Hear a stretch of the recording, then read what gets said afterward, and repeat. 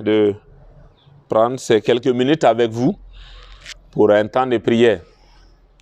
Nous savons que le Seigneur Jésus, qui nous invite à lui et de lui apporter nos fatigues, nos peines, pour qu'il nous donne du repos.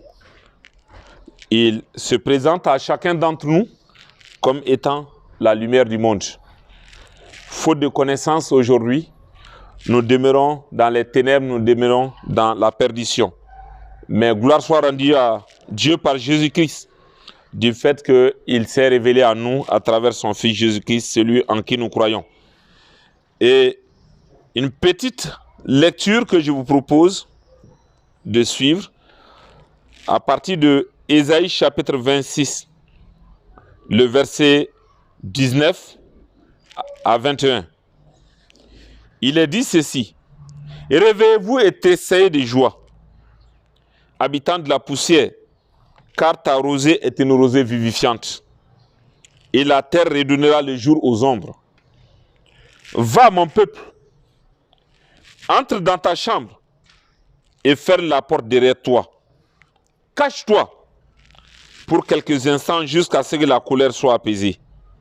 Car voici l'Éternel sort de sa demeure pour punir les crimes des habitants de la terre, et la terre mettra le sang à nu. Elle ne couvrira plus les maîtres. À Dieu soit la gloire. » Je résume juste ce texte en ces moments de confinement que nous sommes appelés à vivre. Conforme à la volonté de Dieu, un temps de retrait, un temps de recul par rapport à nos activités quotidiennes et par rapport à la réalité qui se vit. Dieu s'apprête à exercer un jugement et il charge Ésaïe d'informer son peuple d'entrer chez lui, chacun dans sa chambre, et de se retirer le temps que la colère de Dieu se manifeste pour châtier et punir le péché. Je ne m'aventurerai pas dans d'autres commentaires. Chacun est libre d'approcher ce texte tel qu'il est, mais j'aimerais simplement que ces moments soient des moments où nous vivons dans la présence de notre Dieu, dans notre intimité avec notre Dieu, là où nous sommes, pour qu'au sortir de ces moments, chacun soit renouvelé et que chacun puisse être béni du Seigneur. Seigneur notre Dieu, notre Père, je te confie ton peuple dans ces moments de confinement. Tu connais tes enfants tels qu'ils sont. Beaucoup d'entre nous, Seigneur, n'ont pas encore reçu la compréhension des choses que nous vivons.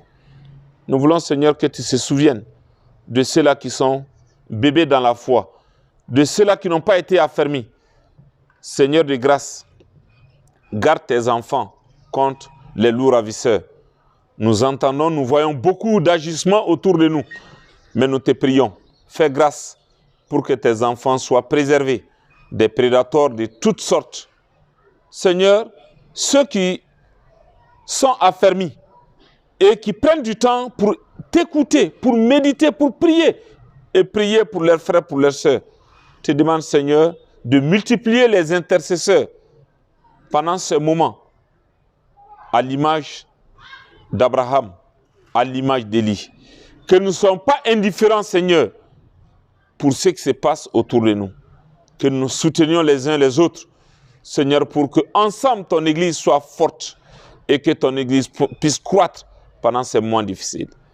Nous te prions, Seigneur, pour ceux qui ont perdu leur gagne-pain, pour ceux qui sont, Seigneur, éprouvés par diverses épreuves, Seigneur, liées à ce mal, à cette pandémie. Seigneur, viens au secours de tes enfants. Tu as nourri pendant 40 ans les enfants d'Israël dans le désert. Seigneur, que tes enfants ne viennent pas à manquer de nourriture, qu'ils ne viennent pas à manquer d'eau, qu'ils ne viennent pas à manquer de sagesse, de direction. Seigneur de la révélation, viens au secours de ton Église, bénis ton Église. Et utilise ton Église à être une bénédiction pendant ces moments. Que beaucoup, à travers ce monde, reçoivent ta révélation et que ton nom soit exalté. Seigneur, soutiens et bénis ton peuple au cours de cette semaine. dans notre Jésus, notre Saint-Sauveur bien-aimé. Amen.